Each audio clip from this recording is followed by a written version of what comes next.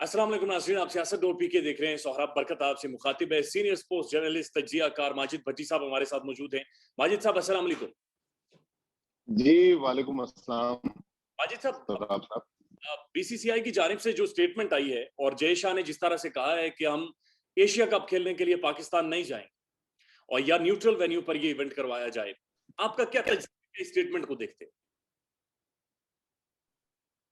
देखिए, अब सराब साहब ये काफी पुरानी बात हो गई है, लेकिन मेरे ख्याल में इंडियन क्रिकेट बोर्ड को किसी को तो सबक सिखाना होगा कि इंडियन क्रिकेट बोर्ड, जिसको हम बाज दफा अजराए मजाक कहते हैं कि ये बल्कि इंटरनेशनल क्रिकेट काउंसिल जो है उसको हम बाज दफा अजराए मजाक कहते हैं कि ये इंडियन क्रिकेट काउंसिल है। जी। तो इंडिया जो है वो अपनी टर्म्स इंटरनेशनल क्रिकेट काउंसिल में भी डिक्टेट करवाता है।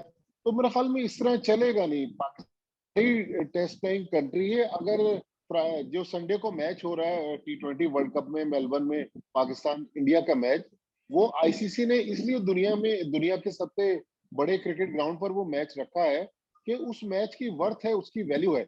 लेकिन उसकी वैल्यू सिर्फ इंडिया की वजह से नहीं है, उसकी वैल्यू जो है वो पाकिस्तान की वजह से वैल्यू है। तो मेरे ख्याल में पाकिस्तान को भी उतनी ही वैल्यू देना पड़ेगी जितनी पाकिस्तान की टीम डिजर्व करती है और पाकिस्तान की क्रिकेट टीम डिजर्व करती है। अगर इंडिया समझता है कि वो अकेले ही दुनिया की क्रिकेट को चलाना चाहता है तो अकेले जाके क्रिकेट मैच खेल ले, लेकिन अगर पाकिस्तान को साथ लेके चलना है तो मेरे ख्याल में इंडिया के मफाद में भी बेहतर है। लेकिन मैं थोड़ा सा चंद महीने पीछे जाऊंगा, जब सितंबर अक्टूबर में मैं पिंडी में ही था और न्यूजीलैंड की टीम दौरा छोड़ के चली गई। उस वक्त पीसीबी चेयरमैन रमीज राजा ने जो स्टांस लिया, वर्ल्ड क्रिकेट को हिला के रख दिया। तो उसके बाद आप देखें कि इंग्लैंड की टीम ने भी पाकिस्तान का दौरा किया। अगला हिस्सा उनका T20 वर्ल्ड कप के बाद है। ऑस्ट्रेलिया की टीम तकरीबन 2 महीने पाकिस्तान रहकर गई। तो मेरे ख्याल में अगर पाकिस्तान इंडिया नहीं आता तो फिर पाकिस्तान को कहीं ना कहीं तो खुददारी दिखाने होगी। नहीं नहीं, माजिद साहब, बुनियादी तौर पर इस स्टेटमेंट की वजह क्या है? हम देख रहे हैं कि सिक्योरिटी का कोई मसला नहीं, ऑस्ट्रेलिया आ रही है, इंग्लैंड आ रही है, न्यूजीलैंड आ रही है, तमाम तर टीमें यहाँ पर आकर खेल रही हैं, यहाँ पर मौजूद हैं। अब यहाँ पर जब PSL होता है, दुनिया भर के स्टार्स आते हैं। भारतीय क्रिकेट बोर्ड के साथ बुनियादी तौर पर मसला क्या है? क्या ये स्टेटमेंट पॉलिटिकली मोटिवेटेड है? जो पॉलिटिकली मामलात हैं उनको क्रिकेट की नजर किया जा रहा है? देखिए, जय शाह जो हैं वो भारतीय वजीर दाखिला अमित शाह के बेटे हैं। तो जी। उनकी इस स्टेटमेंट में मेरे ख्याल में बीजेपी की सियासत हमें नजर आ रही है। हालांकि इस तरह के जो डिसीशंस हैं वो 1 साल पहले नहीं लिए जाते, अभी तो 1 साल बाकी था ना। जी। ऐसे कार्ड को तो सीनों से लगा के रखा जाता है और आखिरी वक्त पर खेला जाता है। लेकिन 1 साल पहले जय शाह का ये स्टेटमेंट दे देना कि इंडियन टीम पाकिस्तान नहीं जाएगी। भाई, अगर आपने नहीं जाना था, सितंबर में अगले साल टूर्नामेंट होना है, तो आप कहीं जुलाई अगस्त में जाके पाकिस्तान को बता देते कि भाई हमें हुकूमत इजाजत नहीं दे रही। लेकिन 1 साल पहले इस तरह का स्टेटमेंट मेरे ख्याल में ये पॉलिटिकली मोटिवेटेड भी है और इसके कुछ पॉलिटिकल माइलेज है जो लेना चाहता है। लेकिन इसका एक दूसरा नजरिया भी आप देखें। सौरव गंगुली जो कल तक जी। जी। भारतीय क्रिकेट बोर्ड के प्रेसिडेंट थे, कल वो भी तब्दील हो गए। अभी तो तक इंडिया में भी तब्दीली की लहर है। मेरे ख्याल में गंगुली प्रो पाकिस्तानी तो नहीं कह सकते, लेकिन थोड़ा बहुत सॉफ्ट कॉर्नर मुझे पता है कि वो पाकिस्तान के लिए रखते हैं। लेकिन रॉजर बिनी, उनका कर्नाटक से ताल्लुक है, वो भी फॉर्मर टेस्ट क्रिकेटर रहे हैं। अब पता नहीं कि रॉजर बिनी अपनी हुकूमत को, इस मोदी सरकार को कन्विंस कर सकेंगे या नहीं कर सकेंगे। लेकिन देखिए, पाकिस्तान क्रिकेट बोर्ड ने अभी तक तो अपने कार्ड पिछले जो हमने 18-20 घंटे में देखा, ठीक तरीके से खेले। लेकिन इसमें मेरे ख्याल में फॉरेन ऑफिस को भी ऑन बोर्ड लेना चाहिए।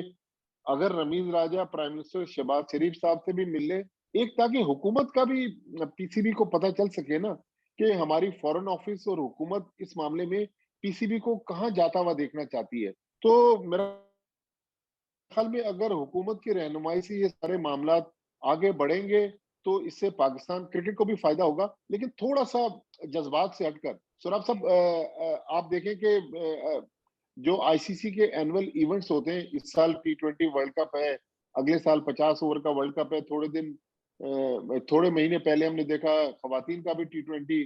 बहुत सारे मामला आईसीसी की ग्रांट से भी जुड़े हुए हैं। तो अगर हम आईसीसी के इवेंट्स का बॉयकॉट करते हैं, तो ऐसा ना हो कि बैकलैश इसमें आ जाए और पाकिस्तान को माली नुकसान हो जाए, जो शायद हम बर्दाश्त नहीं कर सकते, क्योंकि इस वक्त जितने आईसीसी के स्पॉन्सर्स हैं वो मोस्टली इंडियंस हैं। तो अब देखना है कि विदाउट पाकिस्तान आईसीसी अफोर्ड कर सकता है। लेकिन मेरे जहन में एक ऑप्शन है, अगर पीसीबी बजाय ये कि टूर्नामेंट ना खेलने की थ्रेट करे, इसमें लीगल ऑप्शंस को अगर पीसीबी दिखे कि टूर्नामेंट ना भी खेले और पाकिस्तान को उसका शेयर मिल जाए। देखिए, माजी में इसकी मिसाल एक 2011 में मौजूद है।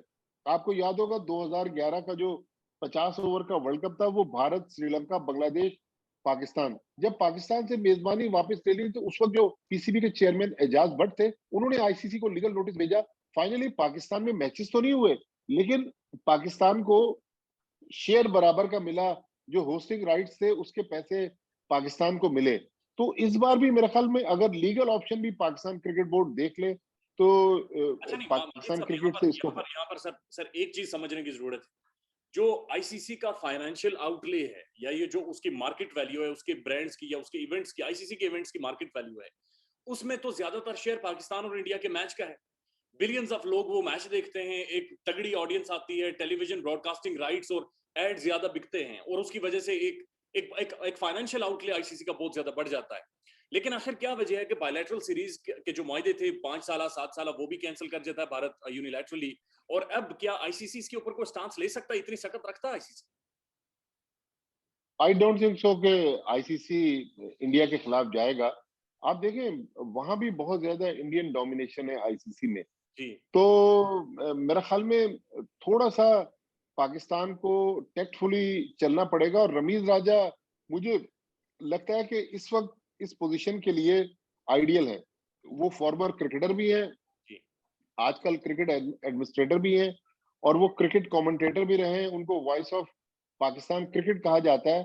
तो मेरा ख्याल में थोड़ा इसमें लॉबिंग की जरूरत है। बिल्कुल आपने सही तज्जिया किया कि अभी जो रिसेंटली चंद हफ्ते पहले एशिया कप हुआ यूएई में, श्रीलंका बेसिकली उसका होस्ट था, लेकिन 80% जो रेवेन्यू है वो जनरेट हुए पाकिस्तान इंडिया के मैचेस से।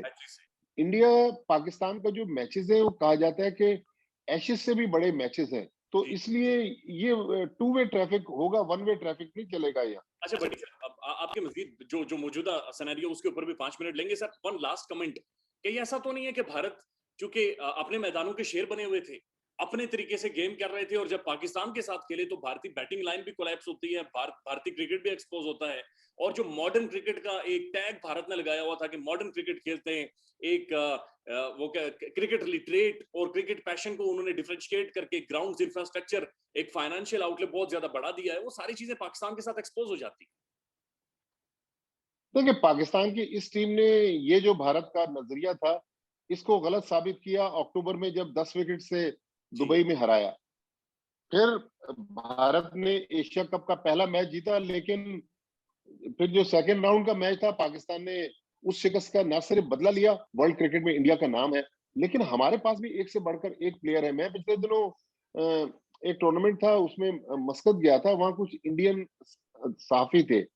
तो इंडियन दोस्त हमारे कह रहे थे कि इंडिया में जो आईपीएल होती है, अगर पाकिस्तानी प्लेयर्स को अलाउ कर दें, तो मेरे ख्याल में बाबर आजम और शाहिन शाह अफरीदी की इस वक्त दुनिया में इतनी वर्थ है, अब बल्कि रिजवान को भी उसमें शामिल कर लेते हैं। तो हमारी पाकिस्तान इंडिया की क्रिकेट की एक लेगेसी रही है। और माजी में जब जब पाकिस्तान इंडिया की क्रिकेट बहाल हुई है, बीजेपी के दौर में हुई है। तो आई होप कि भारतीय अरे जनता जनता पार्टी। माजी साहब, आप मुझसे ज्यादा बेहतर समझ, ये वो बीजेपी नहीं है जो वाजपेयी के दौर में थी। अच्छा सर, वन लास्ट कमेंट, हमने पहला वार्म अप मैच देख लिया है, हमारा मिडिल ऑर्डर कोलैप्स कर रहा है सर। अगर सिर्फ मिडिल ऑर्डर को छोड़कर बात करें तो 160 रन जो पाकिस्तान ने बनाए, एक छक्का मारा पाकिस्तान ने, लेकिन दूसरी तरफ से जब चेज होते हैं तो कम से कम 12 से 13 छक्के लगे। सर वो जो टी20 का करिश्मा है, टी20 की एसेंस है, मॉडर्न क्रिकेट है, जहां पर आपने दलेर होना है, आपने फ्रंट फुट पर आकर खेलना है, आपने हिटिंग करनी है, 360 खेलना है, वो चीज मिसिंग क्यों नजर आ रही है पाकिस्तान? देखो, दुनिया में कहते हैं कि पावर हिटिंग जो है वो फियरलेस क्रिकेट है। एशिया कप का जब फाइनल पाकिस्तान हारा श्रीलंका से, तो मैंने ही सवाल किया सकलैन मुश्ताक से। मैंने कहा, जो मॉडर्न डे क्रिकेट है, हम उसको लेके नहीं चल रहे। हम जो जिस ब्रांड की क्रिकेट खेल रहे हैं, ये वो ब्रांड नहीं है। देखिए, जब T20 वर्ल्ड कप का पाकिस्तान फाइनल हारा दुबई में, तो मैंने सकलैन मुश्ताक से सवाल किया कि पाकिस्तान क्रिकेट टीम जिस ब्रांड की क्रिकेट खेल रही है और वो जो फियरलेस क्रिकेट का एक दुनिया में बात की जाती है, हम वो क्रिकेट नहीं खेल रहे। तो सकलैन मुश्ताक ने बड़ी रऊनत वाले अंदाज में कहा, उसने कहा कि नहीं जी, हम पर तो ये एक किस्म की तोहमत लगा दी गई है, लेकिन हम जिस ब्रांड की क्रिकेट खेल रहे हैं, यही हमारा ब्रांड है। हम चाहे स्ट्राइक रेट मेंटेन करें या ना करें, हम छक्के मारे या ना मारे, हमारी टीम जीत रही है।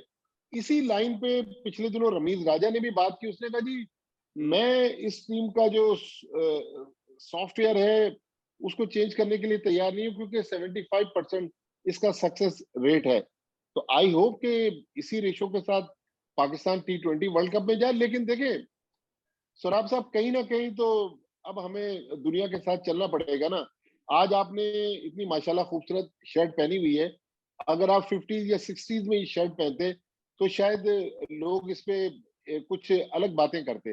तो दुनिया के साथ चाहे फैशन हो चाहे क्रिकेट हो, वो तो हमें चलना पड़ता है। हमें आज नहीं तो कल इस ब्रांड को चेंज तो करना पड़ेगा। आज आप श्रीलंका की क्रिकेट देख लेना, आप जो हमारी एसोसिएट टीमें खेल रही हैं इस T20 वर्ल्ड कप में। आज स्कॉटलैंड और आयरलैंड आयरलैंड का जो मैच था, आखिरी 5 ओवर्स में स्कॉटलैंड ने आयरलैंड के खिलाफ, अगर मैं गलत नहीं कह रहा, तो 56 रन बनाए।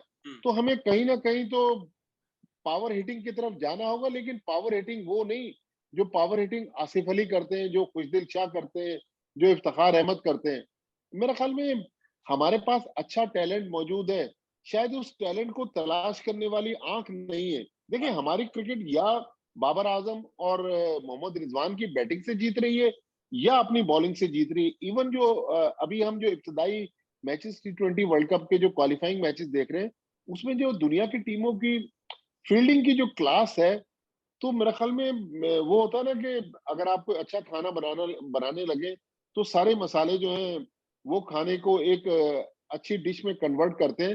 तो मेरे ख्याल में हमारी फील्डिंग भी एक फैक्टर है जो इस वर्ल्ड कप में मेन रोल प्ले कर सकती है। अजित साहब, आप पाकिस्तानी क्रिकेट की जड़ों को जानते हैं और आपने ठीक पॉइंट आउट किया कि ये अभी भी बदकिस्मती से ओल्ड प्ले बुक है, जिसको हमारी जो क्रिकेट एडमिनिस्ट्रेशन है वो डिफेंड करने की कोशिश कर रही है। एनीवेज, आपका बहुत बहुत शुक्रिया। बहुत कम वक्त था लेकिन आपने काफी सारा टाइम दे दिया। आपका शुक्रिया sir, thank you so much.